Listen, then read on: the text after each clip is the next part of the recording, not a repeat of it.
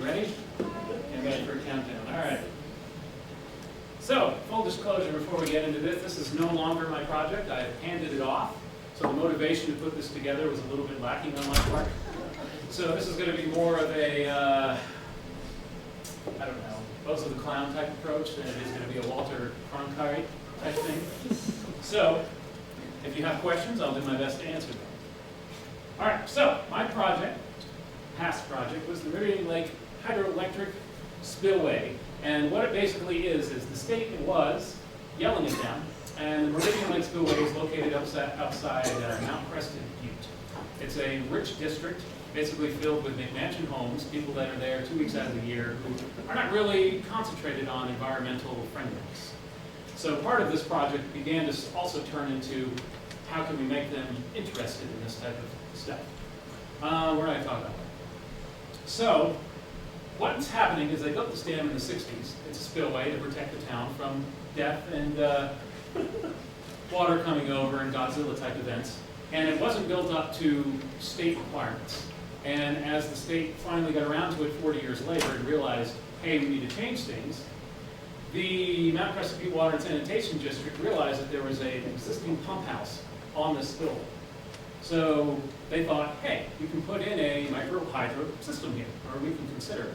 So the infrastructure is technically, theoretically there, and they had remembered me, so it's all about who you meet out here, talking micro hydro at one point, and they got a hold of me and said, hey, what do you think of this idea? And the ball got rolling.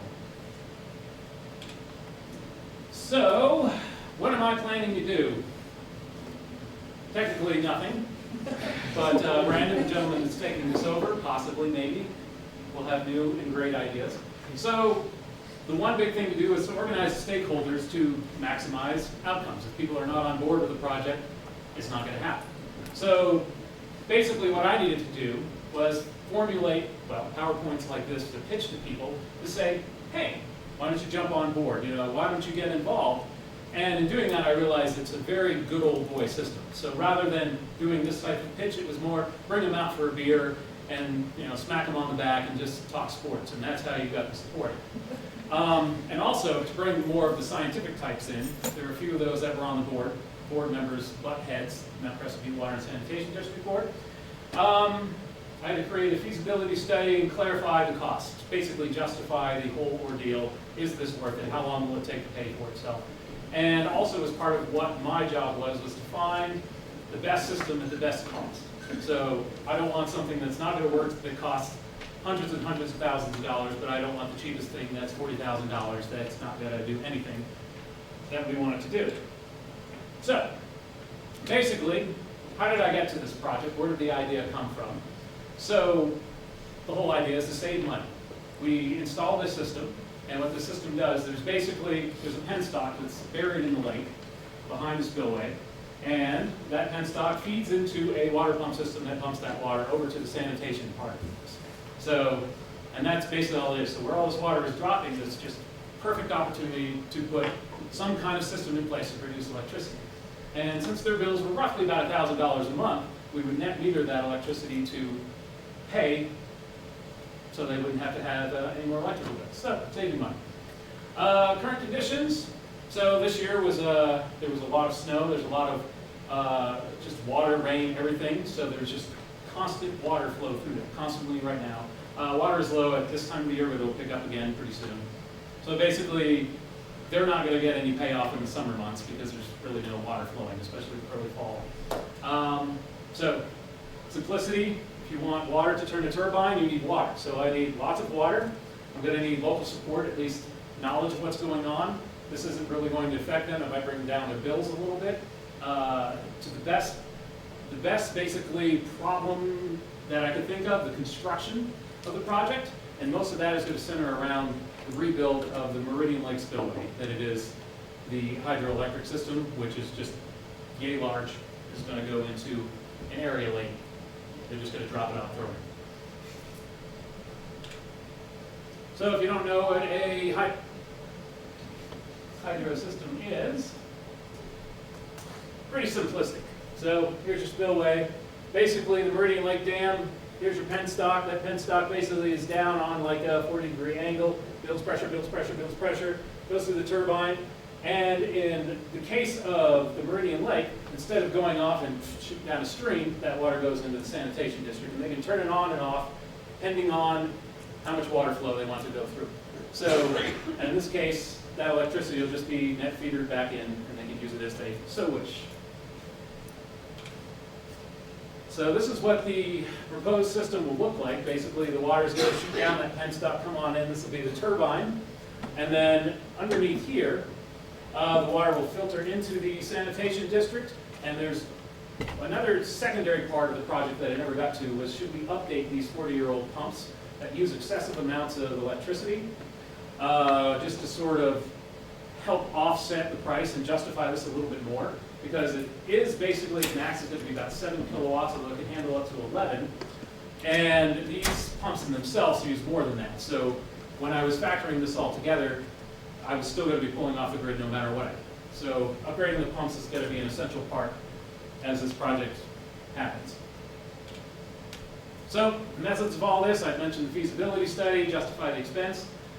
I got some really terrible data about the flow rates out there. They jumped all over the place. It was very hard to come up with a consistent monthly, what's the flow rate here and how can I determine how much electricity I'm going to produce? So, USGS really didn't have much to go by, but you can actually proposition them to come out and do things like that. So, you gotta get with them. Next person, that's something they need to do.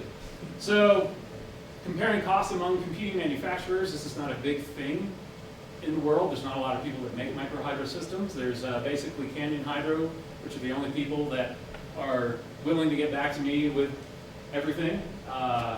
And they came back at a price point at about $90,000. It's a rich district they can handle. So another thing I mentioned, communicate with stakeholders, get them all together. That's been a problem. Everything's been buried. Communicate with this person. Buried, communicate with that person. And there's a lot of hostility on my part of that, why they couldn't just bypass me. So it's nice that they were including me in their discussions. And then initially with the project, I was in charge of funding. I didn't get on the project until it was about a month from happening. And most people don't want to give you free money or back anything up when you have a month to present them to anything. But as we got into this, the project began to fall apart. So in May, the state basically did not give the go-ahead, and the project sort of was in limbo. I didn't find out about this until July, so interesting. We'll go into that. So they're on a go-ahead until, when do they want to start? It's next March. They're thinking they're going to dig right in next March. This is terrible. This did not copy over right, but basically, systems diagram. What are my problems going to be? Problems are going to be red tape. Red tape, getting through that, and basically it reared its ugly head. And it's going to take time to get past that state entity that's approving this dam. So it proved to be true, although that doesn't make any sense. I will happily send you all my draft proposal. It's quite entertaining. That has this a little more clear. So basically, my initial approaches were price comparison, funding applications, and getting through the communication barriers. My preliminary findings were, it's on its way, it's going to get done, the board is determined to do this, and the completion was originally scheduled for fall of 2016. I was supposed to be in the monitoring stage right now. That didn't happen, so it's basically now scheduled, hopefully fingers crossed, for the fall of 2017. And so that basically threw me into a tizzy to adjust new timelines, but what that also allowed is more time for finding funding. So to offset the board's basically bottom dollar. Yet again, they have plenty of money. So what this is going to do is it's going to offset the prices for local businesses and homeowners who don't really care because they're not involved in the communities. They're only here a couple weeks a year. And I wanted to see overall what a localized power net metered system could do for a community and how it could spread or be used in different small towns and different areas either throughout Colorado, the country, or the world. I mean, Nepal does it all the time, so nothing too new. Key challenges, red tape, And basically, yet again, money for maintenance and upkeep over the long haul is what I'm going to need for future resources, and just climate change hopefully won't affect it too much. We've got to keep those water flows going. And these are some good, we're excited, nobody talks about this stuff, but if you're ever just interested in the uses of clean water, this is sort of like a funny approach, Scott Davis. And if you want to know the different systems that are going throughout or being put together, or that are successful or failures or just stopped due to funding in the Colorado area, that's a good report that's put out every year. And any questions? Is the energy produced from that going to be used just in Mount Crestview, or is it going to expand to, like, I guess, where is the station that it's going to, and where can it be dispersed from there? Okay, so basically when you install a system, there's the power will be used as needed, but it will be stored in batteries. Now, when there's excess power that goes off that battery, you can either dump it into the ground, which is what most houses are set up for if they're off-grid, or you can meter it back into the system. And when you pay roughly 12 cents a kilowatt, that's not what the electric company is going to pay you. They're going to pay you about 6 cents. So on those high flow times of year, so I don't know where the electric company is going to put that, but they're going to pay us 6 cents, and I average that out to in like March, April, May to be a whopping like $30 a month profit. So yay. And I should mention too, the initial numbers were about a 26-year payback. So that's what I came up with on a 30-year system. So is it worth it? I'm sorry if I missed this, but can you just clarify a little bit more what some of the state regulation red tape that kind of... So all that red tape actually has nothing to do with the microhydro system in itself. This is a pet project. So it's not even 100% guaranteed it's going to happen. That all those regulations are about the spillway. So the spillway right now is rated for 500 CFS. And the state wants it to rate 10,000. Like, just ridiculous number. It's never actually gone over like 254 with the goofy data that I've gotten. So they're in this headbutting thing.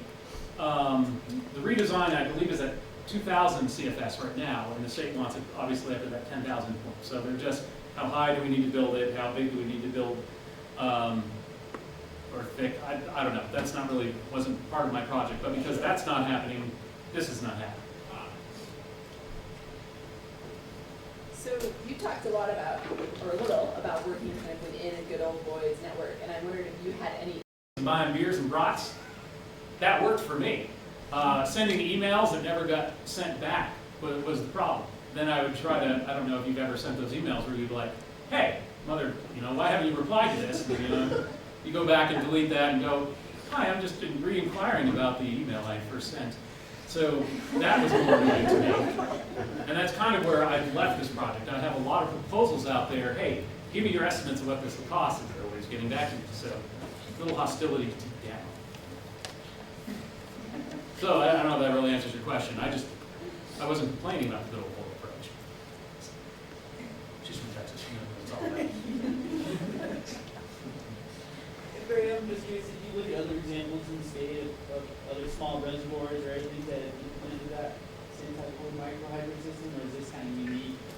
There's one in Telluride that did it about 5 years ago. And again, there's a gentleman who headed the program he's no longer there. We had started initiating back and forth, I forget what his name is, and then he disappeared. His assistant wasn't part of the original project, but theirs was sponsored by, they had gotten grants through the Bureau of Reclamation, and they were able to do theirs that way. As I said, I came on this project a bit late, and they were just going to self-fund. So by the time they asked me to find any funding, there's really no time. Nobody's going to give me $80,000 in 30 days. Maybe they will. Maybe a drug dealer. High interest. All right.